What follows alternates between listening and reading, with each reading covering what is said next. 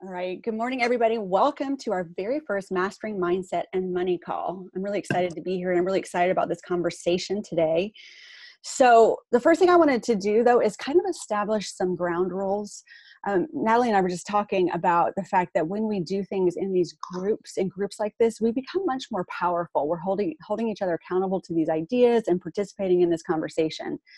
So let's start with participating in the conversation. I know it's a commitment to get up early and be on the call. And that's just what it is. It's a commitment. But it's a commitment not just to yourself, which is important. Like if you don't keep your word to yourself, who are you going to keep it to? But it's also important that you're committed to the group, because the group is what makes it work, right? So being committed to a group. So talking about some accountability mindsets around being accountable to the group is where I'd like to start the conversation. Being accountable to the group, being accountable to each other, kind of setting up some ground rules around that. So let's start with that conversation first. Good morning, Charity. Welcome. Good morning. Let's talk about what it looks like. So here's an example. We could have this conversation today, and on Thursday, I could be the only one here having the conversation by myself. And that wouldn't be that beneficial to me, right? I'm still going to get some quality out of studying this subject, but if I'm doing it all by myself, I'm not going to get as much from it as I'm going to get as if we do it as a group. So making that decision about how accountable you want to be to the group, committing to how many days a week you're going to show up. We're talking about 30 days here to start with. That's the only commitment. So what do you guys have to say about that subject? What do you want to add? Morning, Paige. Welcome. Well, what I want to add is that I'm really committed to be prosperous, definitely, and change my mindset.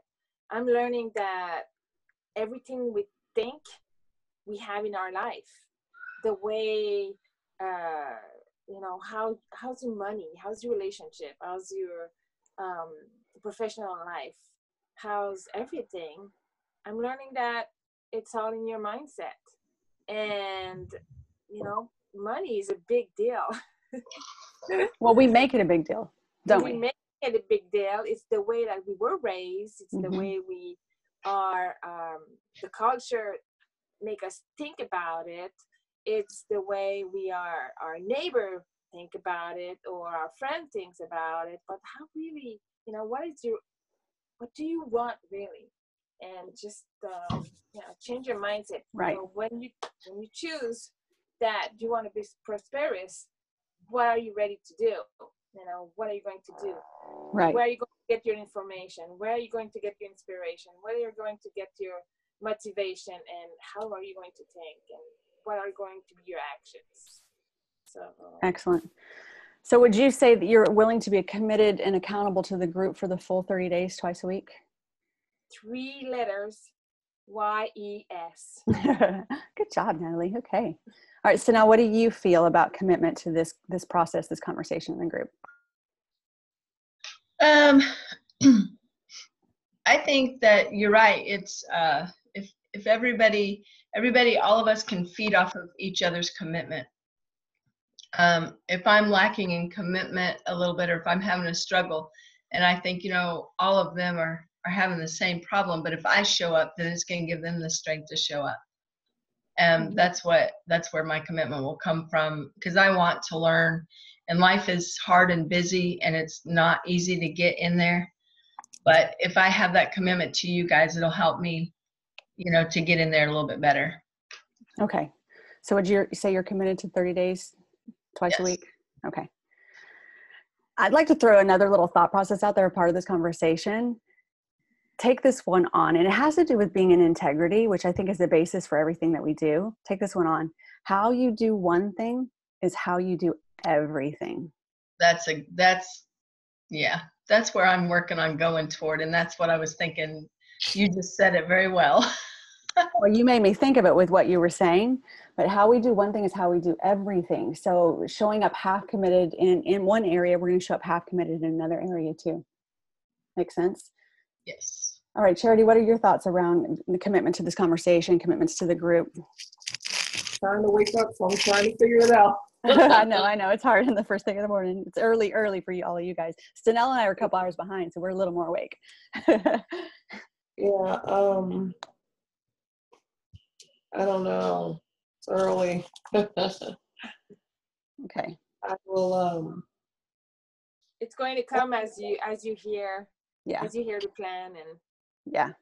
Yeah. You don't have to, you guys can also think about what this looks like for you, but whatever you decide, just be committed to that decision. Right. So, and it's okay to decide where you are right this second, that this is what you're willing to commit to.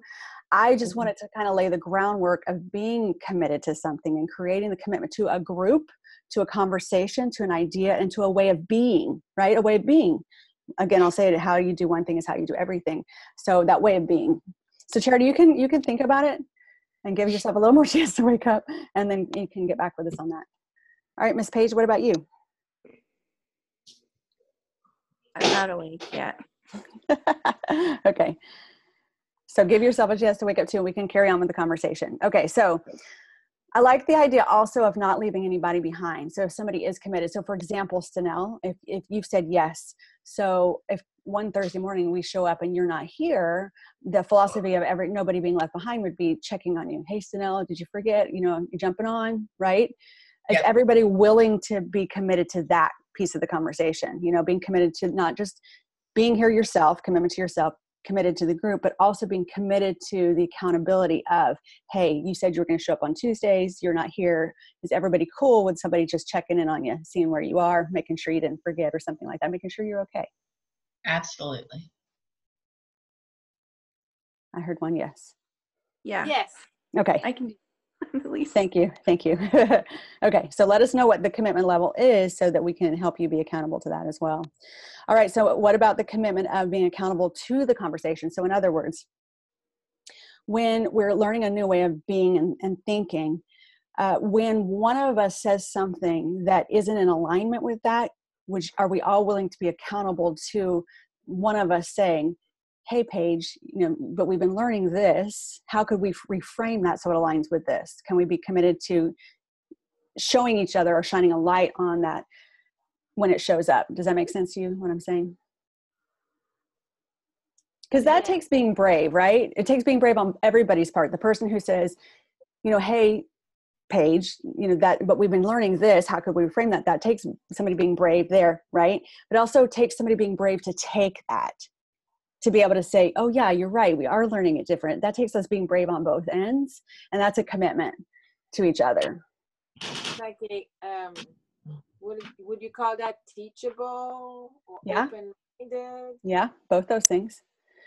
And I'm willing to not take this personally, because it's not about it's not about taking something personally, right? We're coming here to be committed to learning a new way of being and a new way of thinking.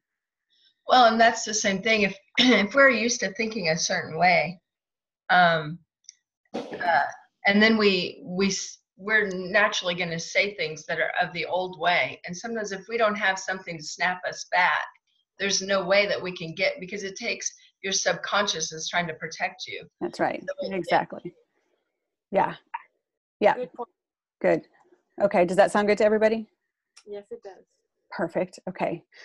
Okay. So that's kind of the groundwork I wanted to lay, you know, just being committed to each other, being committed to the group, being committed to the conversation, being committed to ourselves, and just kind of that groundwork of how we do one thing is how we do everything. So that's a big one to take on. You know, my kids will come to me sometimes and say, Mom, da, da, da, da. And I ask them these questions. What's your value system? Are you being in integrity? And don't forget, how you do one thing is how you do everything. So you don't, when you take that on, you don't get to choose, oh, I'm going to behave this way over here, but I'm going to draw this line over here. Right. So, okay. With that being said, well, hold on. If you guys, I think it would be a really good idea for everybody to download, if you can, the Law of Attraction Library app. That's the one I told you about? That's the one you told me about. Natalie actually told me about it, and we can get a picture. We can get a picture of it and show you. But I'm just going to show you this. When you download it, down here is audiobooks. I think it'd be really good if everybody listens to this audiobook this week, as we lay the groundwork mentally for what we're going to be talking about. And when you go, after you go into the audiobook section, there's a bunch of books. The very last one is actually a lecture called The Prosperity Lectures by Catherine Ponder. Stanell, the YouTube video I sent you is that book. It's the actual book. She talks a lot more about God in the book than she does in the lecture, and coming at it from that perspective, which is why I gave you the book. But since you have the groundwork for this is a series of 3 lectures she did in San Diego, Texas in 1972. Okay, so that's how, and the ideas go back to the 30s and 40s, like, and even back to the Depression. But if everybody, I've listened to this several times, and I'm going back and through and listening to it again and actually taking notes on it. Because when you're starting to learn a new way of thinking, it's new to you, right? So it's not good enough just to hear it once. You have to keep listening, keep learning and writing. And there's actually activities and there's affirmations in there. There's all kinds of things that are really good. I'm sorry. Did you text me that YouTube thing? I texted you the YouTube. Yeah. Okay. I've got to go back and look because I don't know if I got it. I didn't realize I got it. I don't think. If you didn't, it's okay. Oh, no. I did. I started listening to it. It comes up with just a picture of the book. Yeah. Okay. I did. I was listening to that. Okay. Well, this is the lectures that go with that book. Okay. And they both have some of the same stuff, but they also have different stuff too. And I think they're both beneficial. I really like the lectures because they're more of a lecture. They're more to the point. So I like the lecture too. Okay. If everybody would download that app and start listening to that this week, I recommend that everybody get their own one notebook. Who in here journals or writes daily? Okay. You do, don't you, Natalie? No. Well, and on the prosperity, I'm following this guy, and he's got 14 different video, and I'm just writing that down. Okay, well that's kind of the same concept. I recommend everybody have a notebook that is around this kind of thing. So if you don't have a journal or a place that you write or any of that kind of stuff already, I'd recommend that you get one just for that purpose.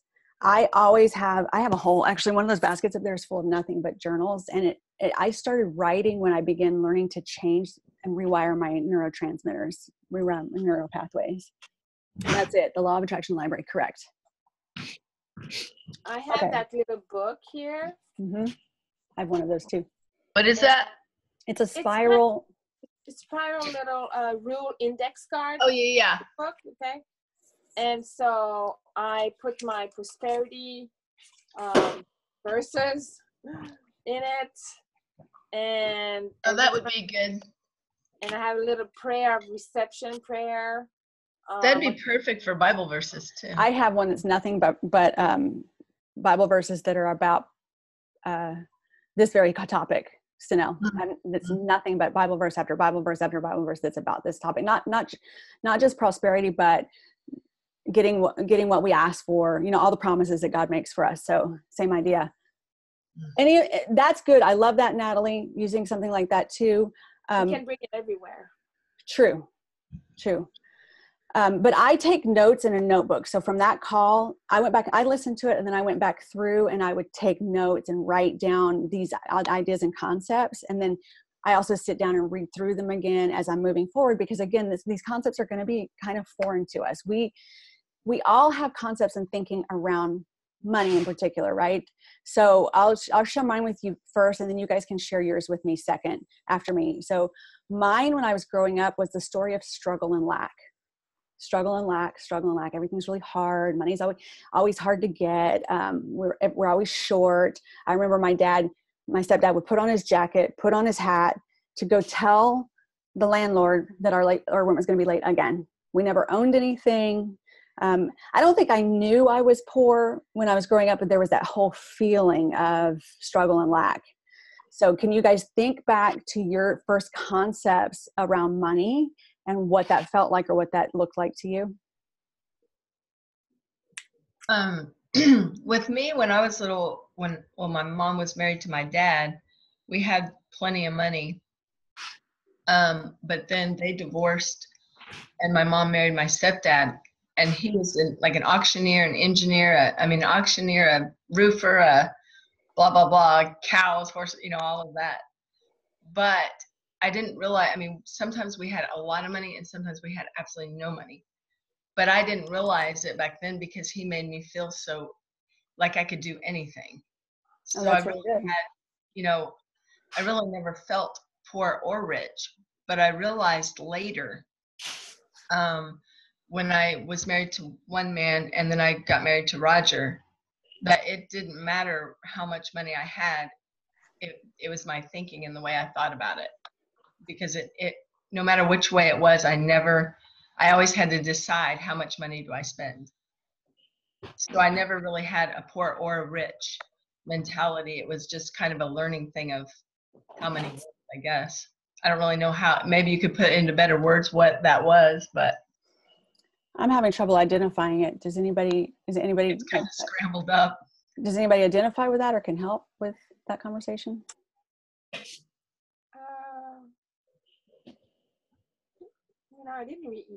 was like, I didn't even think about it before. Maybe a little bit. I didn't even think, no. You may have to think about this. You might not have an answer to this question right away either. Yeah. If it's not something you've thought about before, you may have to think about it. Yeah, because I really don't know. I don't know how I felt about See it. if you can identify a feeling that goes with it. A feeling. And I'll tell you, I was 9 months in my Juice Plus business before I discovered this feeling. I remember I was running and I remembered that came to me all of a sudden, that feeling of struggle and lack. I'm always struggling. So it didn't matter how much money I make, I was always going to struggle to get there and I was always going to struggle to keep it. So it may not come to you right this second, but that feeling, those first feelings that you identify around money do matter, because that's what we have to unlearn. Make sense? Well, one thing that might be it too is when she was married to my stepdad, we always had a family business, whether it was milking cows and doing farm work or making trailers or roofing. And I always loved the camaraderie of the whole family getting in there and just working together and making it work. Fascinating. I remember that. That's cool. Okay, that's cool. Charity, do you have anything? Yeah. We always had what we needed up until probably 8th grade. We always had what we needed, not necessarily what we wanted. So like we didn't have the Nikes, but we had shoes. Right. That's how it was for me. Clothes, but not the designer things that other kids had. So you start thinking about that. And then my mom left my dad and we moved to Cleveland, and then we struggled quite a bit then with lights being turned off and stuff like that. Like Stanell, had to work together a lot of times to kind of figure out ways to make ends meet and make it work. So, yeah, things are hard. Money comes hard, There you go. Yeah, I think for me, I didn't even think about lack before I was in my marriage and got kids. Really. But there's a basis that starts when you're young, though. Whatever everything that we are today really comes usually under 5, but certainly before like 7 or 8. That's when we're formative, and that's when the decisions about these things are made. I was not lacking anything, and I didn't know what was rich was. I didn't know what was poor was. So everything that I got, my mom provided, and I was not a needy kid. But see, I didn't have a need either. I always had, I was telling my husband, I always had shoes. I always had a roof over my head. I always ate. I never went hungry. So it's not that. It's not that. It's the feeling that you have that was created around money. I like Charity hit it right on the head. Things are hard. It's hard. Money comes hard. So do you remember thinking that, Alicia, or how do you attach yourself now to that feel? Like, for me, it was a feeling. It was just this feeling of always having to struggle. And it became apparent in my Juice Plus business, because it was like, it's that whole conversation of struggling. It doesn't matter. You have to work hard to get it. You have to work hard to keep it. It's more of a feeling. What about you, Charity? It's a feeling that you think about? Yeah, it is. And, I've been working on this for a long time. I really have. And I know I'm on the right path, but I've been working on this for years. I've been in my mastermind groups and all of this, and I want to get it right this time. I've been working on it for years too, and I'll get to a certain level and I'll go through it again, right? So you'll get to a certain level, and then so it's a conversation that keeps coming up. Paige, do you have anything that you can identify with from your youth, your childhood? I mean, I've not really I guess, thought about it a whole lot. I was super, super, super, super fortunate growing up. My dad made a lot of money, and I always had whatever I wanted and whatever I needed, and then some. And then I got married to Lamar when I was 18. And Lamar has always provided what I wanted and what I needed. It might not be a brand new car if I want a brand new car, but if I need a new car, he'd go get me a new car. So I've been super fortunate in money area. I mean, Lamar and I obviously are starting off and we don't have as much money as like my dad has. My dad's about to retire. But Lamar is always, if I wanted something, he'd go get it for me. So I've never had to worry or fret over money yet. I mean, we're young. So it may be abundance, right? So let me throw a couple other things out there, because again, this might not be something you can identify right away. It could be that it's abundance for you, Paige, in which case, if abundance is where you come from, then abundance is what you will continue to create. Mm-hmm. But if it's not, you've got to get to abundance to be able to, to really create something above and beyond. So think about these things. Have you guys ever heard things like money is the root of all evil? Money doesn't grow on trees. I've always learned that it was, there could be behaviors around things too. Go ahead. Oh, sorry. I didn't mean to interrupt you, Alicia. It's okay. There can be behaviors around things too. It maybe not something that's said, but a behavior like, you make sure you get the wrong concepts of it. Like it doesn't say the money is the root of all evil. It says the love of money. It's easier for a rich man to go through whatever that one is, the eye of the needle, but then and they're misconstrued. Y'all have any of those? Yes. For me, it was, I had a lot of guilt from a lot of my friends and stuff because I was you were okay. Growing up. My friends would always say, well, you're so lucky because, this and that and that. So then I had a lot of guilt because I was fortunate growing up. So that is one thing. So there's guilt. There's some guilt around it. Okay, there you go. It could be that. As I was doing better than my parents as I was growing up, I felt the same way. I felt like, I can't do better. I can't be successful. I can't have more. There was that feeling around it for me too. So you can spend some time on that. I do think it's good to kind of try and figure out what your identity is with money. And because when you are aware of it, you can start changing it. Okay. It's hard to change something that you're not aware of. So that's the basis of our conversation. They say that a person can never imagine creating more or making more money than twice what the most that they've ever made is. Mm-hmm. So also consider what's the most money you've ever made. That doesn't mean your concept can't grow, right? But you're going to have to learn to grow past that. I think I just identified mine. What is it? I think, and you can maybe put it in better words, but I think I've got the poor mentality in the way that I feel like I'm the one that's got to shovel the poop. I'm the one that's got to feed the horses. I'm the one that's got to do everything. I have a hard time delegating so that I can be prosperous in the areas that I need to be. So I don't know what the words are for that. Because that is what I've identified. Well, is it something around we have to work hard? I have to work hard. Maybe. Because our family always had to do all of that.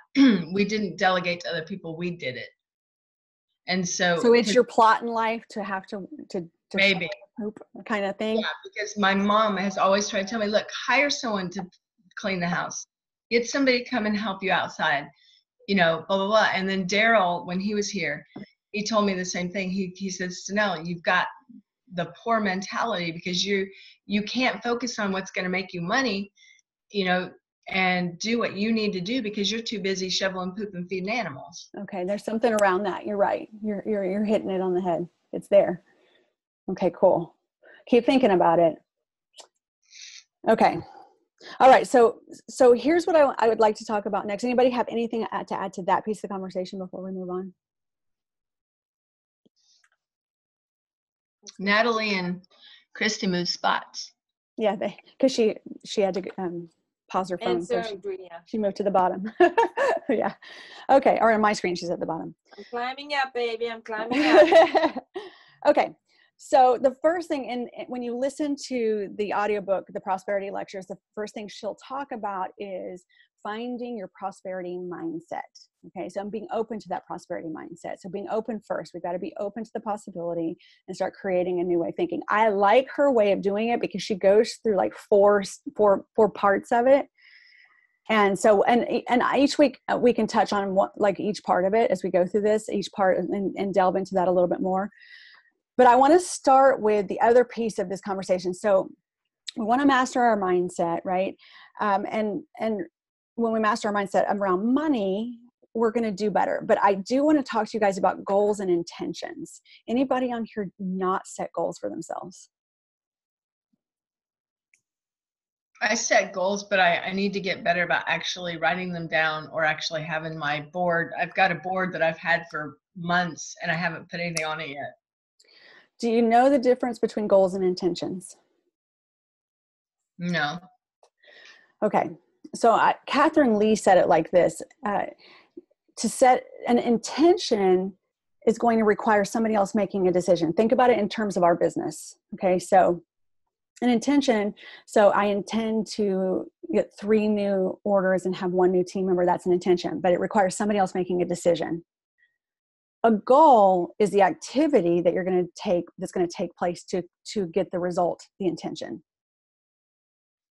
Okay, so a lot of times we'll set the intention, we call it a goal. I'm going to get 3 new orders and a team member, but we don't set the process. So let's look at it like that. So the intention is to get 3 new orders and a team member. What the goal is, the process, what activity, because the goal, this part we can control. The only thing we can really control is our activity. Right? So let's look at the activity that we're willing to do to create the intention. So we're going to talk about it a little bit different. Do you guys set goals in your Juice Plus business? Yes. Okay. I just, you know, our intention. I'm scared to set goals. Some people are. That's why I asked that question. The action that it requires, and that goes back to, why am I scared to do these actions? You know, what is my personality? What is my mindset? So yeah. I could do much more. I could do so much more, but I'm blocking myself. And you know, my personality and the way I think, and I'm scared. You know? I'm scared to go forward. But I want to go. I want I want to go. And I'm scared, so I'm going slowly. I could go like so much more. Right. Well, I think it's first important for us to set an intention for the month of October. So I'd like you guys to think about that.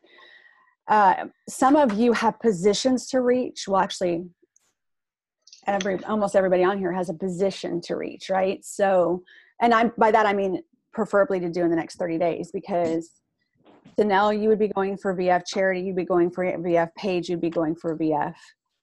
Adrian, Natalie would be going for sales coordinator, right? So now sales coordinator is usually a process over several months. VF is a process over 2 months. You guys are into the 2nd month of that process. So looking at this next 30 days and deciding what it looks like to be VF, that's the intention. So whatever that is, 6 new orders and a team member with an order, it's going to be different for everybody. That would be the intention. Then the goal part would be the activity that's going to take place to create that. Okay. So that would be like getting the 5 getting the 5 contacts, doing the 5 connections. Right. That would be this many, I'm going to do this many launch calls. I'm going to invite this many people, right? Because it's only in the inviting that you get the people to show up, right? So you can control how many people you invite. You can control whether or not you're on a launch call and inviting to a launch call. You can control your follow-up. That's all you can control, is your activity, the things you do. So that's the stuff that needs to be outlined. So the intention is that final result. You have to set the intention. An intention also has a feeling attached to it, in my opinion.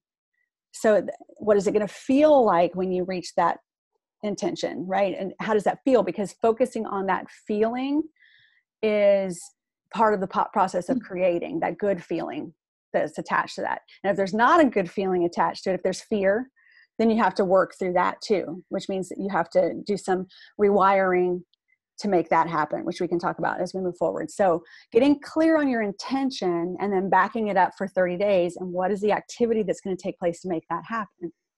Committing to 1 call a week. So let's go ahead, Stanella. I can see you have questions. I was just going to say, what is it called that I'm going for this month? I forgot. VF, virtual franchisee. Okay. The promotion is called a 2,000 plus promotion. Okay, so 2,000 plus. So if you don't know what it takes for that to happen, make sure you know what that is, because that's you're going to be the intention for the end of the month. Then backtrack it. So let's say you need 6 orders for the month to make that happen. Do you guys know how many people you would need to be in front of to get 6 orders? 36? Is that right? No? Actually, it's less than 24. Oh. So it would be 20. So here's how I figure that. 30% of the people you get in front of are going to engage with you right away. Okay, so if you are in front of 20 people, 6 of them are going to engage with you right away. 12 of them will engage with you over time. So setting the intention, so break that down per week. How many people would you need to have on a launch call each week? 5. 5. Yeah. Okay. So your job would be to get 5 people on 1 launch call each week. See how I'm breaking it down? Does that make it easier for you to see what you need to do? Mm-hmm. Does that breaking it down in pieces, knowing the activity that you need to do? Yes, because it makes the focus more narrow. So you just kind of check it off the list with a no brain. I like that. No brains. Okay. So start with that. So everybody, before Thursday, your job is to figure out what you need to get to your next promotion or your next goal, set that intention, figure out the activity that you need to make that happen, because that's part of our commitment to being an activity. Remember, how you do one thing is how you do everything. So creating that consistency, being committed to creating good habits that are going to propel your business forward. Makes sense. Okay. Does anybody have anything to add to that? Does that worry anybody, scare anybody, make anybody uncomfortable? Yeah. Okay. So when it comes to that, we need to create an affirmation around whatever that is. Mm-hmm. So Natalie, have you identified what it is that's causing you the fear to move forward with that?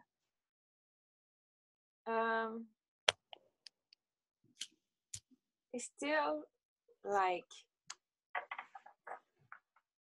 from other experience, like my neighbors, I feel like I could be annoying. They don't want to talk to me, but I don't know what she really thinks. But I reach out often and she's not responding. 0. Yeah. So she's like, okay, I'm like the annoying neighbor who wants to sell something. So. And when you're reaching out to her, are you just seeking for ways to add value or build a relationship? Nothing to do with Juice Plus? Yes, I do. Okay. Well, then you're not being annoying and you're not being the person. Well, but now that she knows I'm a Juice Plus, and I tried many times to reach out through Juice Plus, but now I sent her a text about, hey, I saw you do exercise the other day with your friends. What's your goal? Crickets. Mm-hmm. And I said, the following day, I said, well, my goal is to make money, to develop muscles. So nothing. Crickets. And have you guys ever heard what other people think about me is none of my business? Yeah, you have. Okay. That's a hard one to take on. But we always assume the worst, right? We always assume people are thinking certain things, and not everybody's going to be our friend, and not everybody's going to like us. That's a fact, right? We're not going to click with everybody and jive with everybody. If we can shift our focus to the people that are going to be attracted to what we have to offer, and then you're going to attract more of the people that want what we have to offer. So that's a shifting in thinking. So I thought we would take on this affirmation for this week. How do you guys feel about this one? I'm always in the right place at the right time, engaged in the right activity. Yeah, I like it. I am always at the right place. I'm always in the right place at the right time, engaged in the right activity.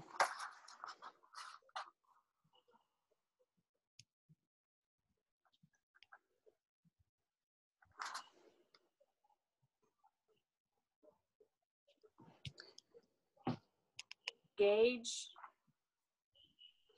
in the right activity. Yep. Okay.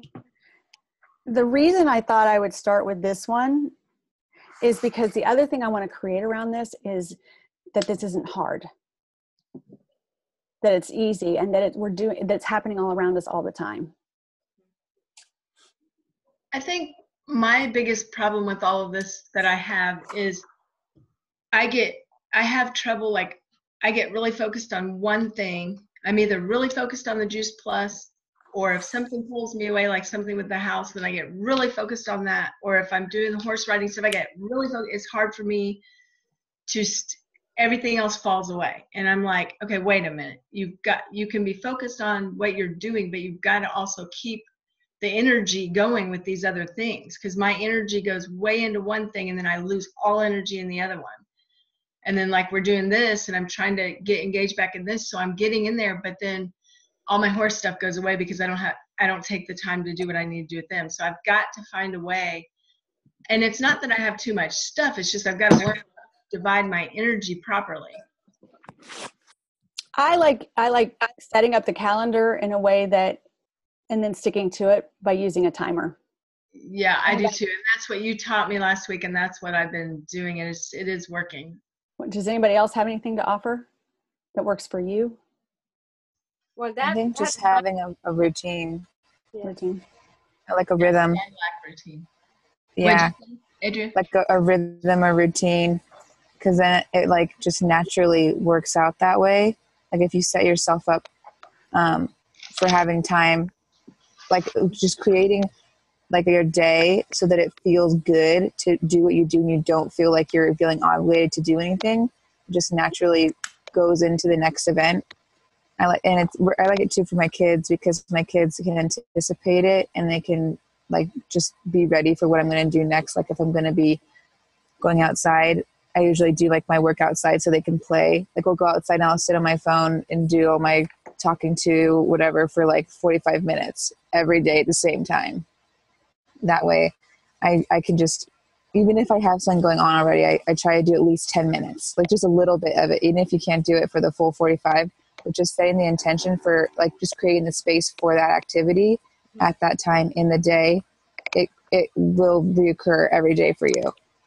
Because I like suffer from depression too. I feel like what you're talking about, it also has to do with depression, because when you have depression, you get overwhelmed and you literally just don't do it. Like you just stop, right? Because I do suffer from that a lot, is like being overwhelmed by the idea of like finishing tasks and doing things. And so I just won't do them anymore. Yeah. Well, do it. you broke up right there. Say that about. So I feel like the only thing that I've been able to do, the only thing that I've been able to like really have a routine of is just trying to do the same thing every day, like just one same thing every day, because then at least I've completed that one task.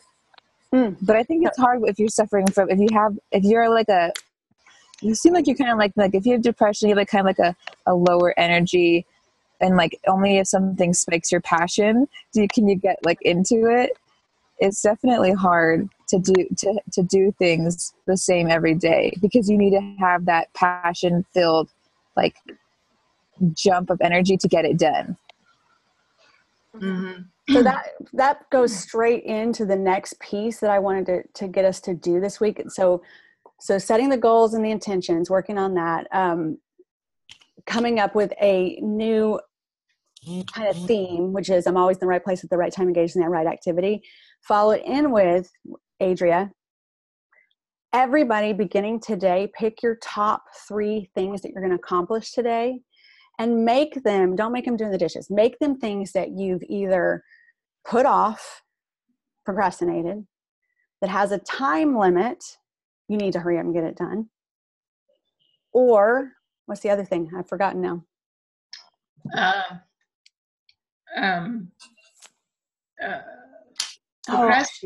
Time limit, and I forget too. I wrote it down. Wait a minute, it's on my notes. I can go get mine, but they're in the other room. Hold on, let me see if I can find it here. Okay, there's 3 pieces to it anyway. Hopefully one of you guys will have it in your notes. If not, I'll go get mine. So what is it? The first one is the goal? So 3 things that you're going to pick, your top 3 things that you're going to accomplish every day. Okay. And I'm not talking about your daily things. I'm talking about the 3 things, and one that they have to fall into this criteria of either you're procrastinating it, you're putting it off. It has a time limit, a bill that's due, for example. Or the third thing, which I can't remember right now, which I can run and get my notes.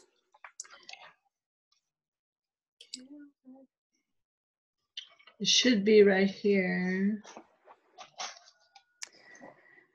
And the concept around this is if you take those 3 things, or those 3 things that you've either been putting off or has a time limit or whatever the other one is, you're going ahead and eating that frog first thing in the morning. You're getting that thing done, or first thing in the day, you're getting that thing done, because every time we procrastinate, just like Adria was talking about, right? We procrastinate it, we put it off, we don't accomplish it, we feel worse, and we create that paralyzing procrastination triangle where we just get into we can't get it done, right? Mm-hmm. We're overwhelmed. We feel overwhelmed and we can't take anything on, right? And then we do something else, or I'll do something else to make me feel better instead of dealing with what I really need to deal with. Where if I would just go eat that frog, deal with that thing, then I'm much more capable of taking care of everything else as the day comes on. Yeah, and then I have found once, if I ever can get to that point where I go ahead and do it, it's so much not even, like example, last night we had our inspectors coming today because we got. Can I let you share that while I go grab the note? Share that with everybody. So my mom moved here from Georgia, and we put all of her stuff from her truck in our garage. And so the guys stacked it up, and I didn't realize until just a few days ago that it's covering the ladder that goes up into the attic. Like it's all piled up under the thing so it can't open. And there's a lot of stuff and heavy stuff. And we got an offer on our house, and the inspector for the people buying it is coming today at 9:30 this morning. And I realized yesterday or the day before that all that stuff is there and I can't get in. So I was like looking at those boxes thinking, oh my word, how in the world am I ever going to get this done? And I wanted to just run away from it, but I knew I couldn't. So I went out there and I started looking, and because I just put forth the effort, I'm like, okay, I'm going to figure this out. It ended up, we could go through there and move just a few things out of that little cubby spot and the ladder would come down. So it was just like, you know, but if I hadn't have attacked it, it would have eaten me for 4 days, you know, if I had time to wait, and I would have chosen to wait and not deal with it, it would have been this big thing in my head and I couldn't have gotten it fixed. It makes it worse than it is. Okay, I found it. Something you've been procrastinating, something causing you stress, or something with a deadline. Causing you stress. Causing you stress. So starting today, pick your top 3 things that they have to have that criteria: causing you stress, procrastinating, or has a time limit, a deadline. Okay. And then do those 3 things first. And then everything else, start setting a timer for, or doing like Adria said, find a certain time of day where you're going to do it and stick to that. because doing either of those things, one or both those things, is going to create some consistency. And guys, consistency is what pays off. And that's what I have trouble with, is consistency. I'm all and over. I want you to create a new affirmation around that as well. Because the other thing, okay, good. Because the other thing we have to be is committed to the conversation we're having. Because if we say, even the Bible says, you can have what you say. Yes. Actually, it says you will have what you say. So it's not even you can, it's you will. You're going to have what you say. So you've got to be very careful and cautious about what you're saying about yourself. I keep saying I'm not consistent instead of focusing on. So what's the right affirmation for you? I am more consistent today than I was yesterday, That's a good one. I think it's really good when you're working on changing a mindset to say that I'm more today than I was yesterday, because every day you can be a little bit more. I used to use that a lot. Or 3, 2, 1. That was the old me. I'm happier every day. I'm happy. I'm the happiest I've ever been, and I'm happier every day. That's one that I would do. I would always create that. I am this today, and every day it's better than it was. Like, create that. Okay, so that's good. So anything that you guys see, be aware of any conversation that you're having around something that you keep saying over and over again, because you will always be that as long as you keep saying that. So be aware of that right now this week too. So with consistency, say it one more time. How would I put that? I like the way you said it. I'm more consistent today than I was yesterday. Yeah, or you can say I am consistent today, and I'm more consistent every day. And in any moment, you can be more than you were in the moment ago. So every time you catch yourself saying something, you can say, oh, wait, no, I'm consistent, and I'm more consistent every day. And just one thing to put with that I've learned is, if you say 3, 2, 1 before you say something, it takes it from your subconscious to your conscious. So wait, pause before you speak. Yeah. That's good. Well, yeah, and the number 3, 2, 1, because your subconscious can't think backwards. You disrupt the thought. Okay. Okay. And what Darryl did is that he put a rubber band or an elastic around your wrist, and then each time you want to go back, like instead of saying 3, 2, 1, you just boop. So if you say it, do you do it afterwards? You just say it at the same time. At the same time. 3, 2, 1. You're misunderstanding me. Let's say if I said I have trouble being consistent, you say it out loud.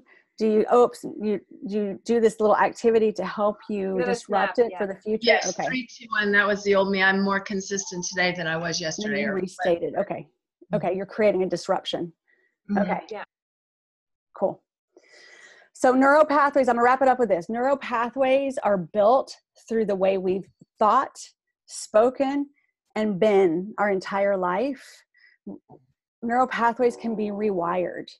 Everything you think is the result of things that you've been led to believe, decided to believe, and have repeated over and over again.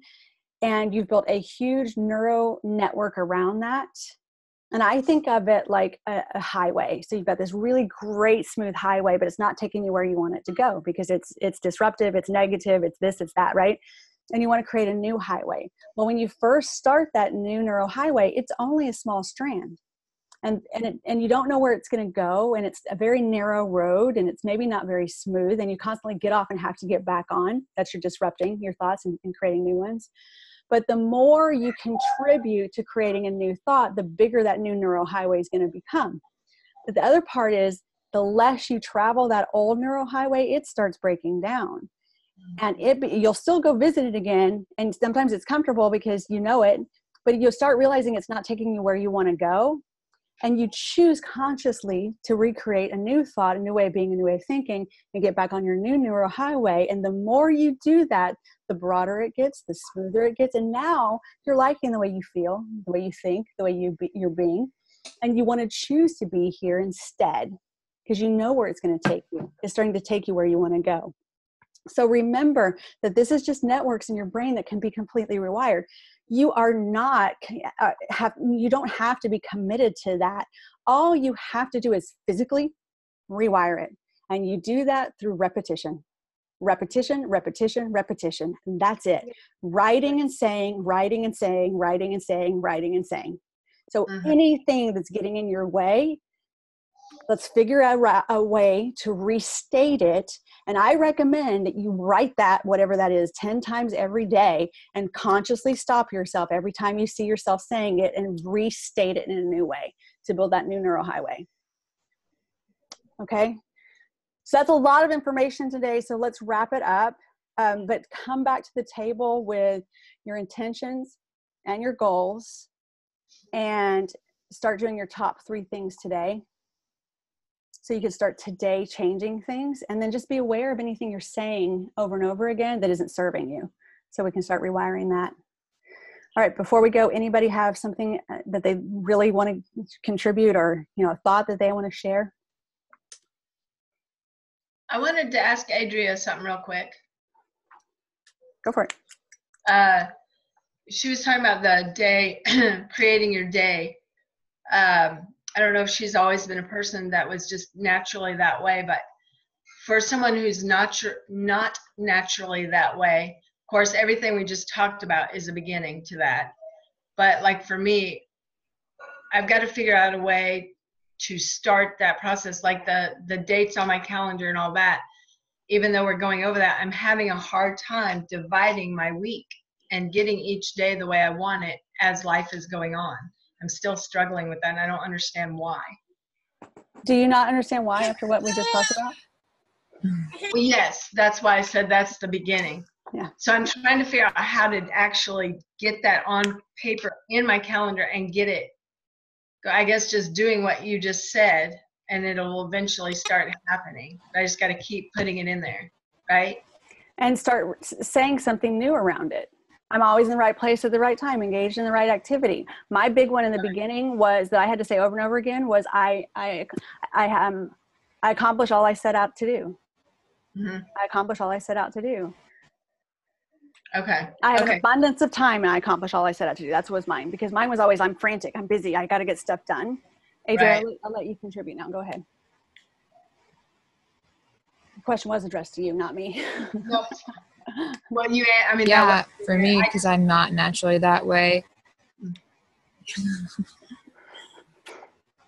Say that again, Adria.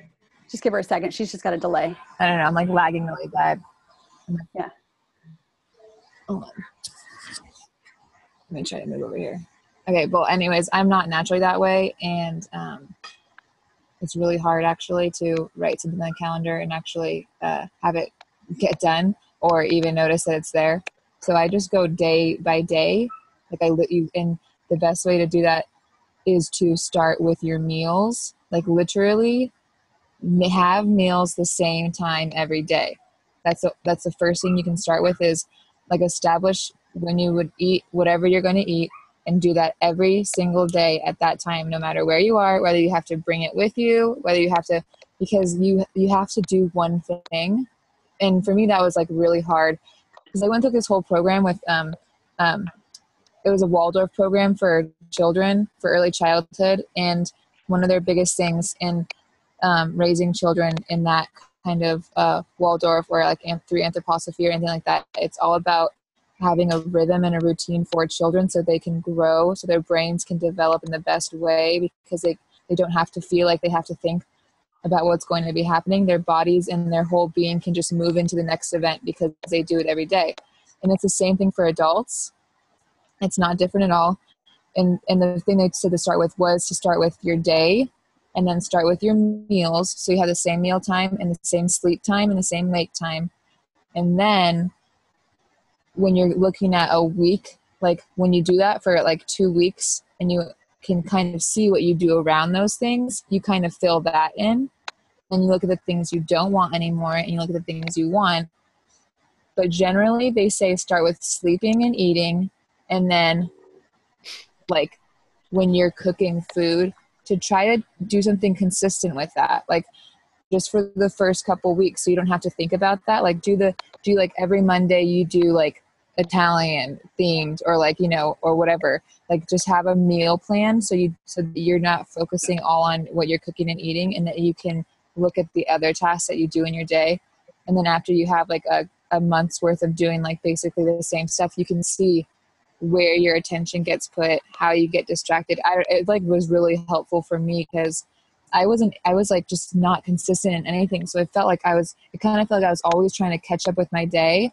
I was always trying to catch up with my time. And like the next day, it was like I was figuring out my whole life because I didn't have a plan.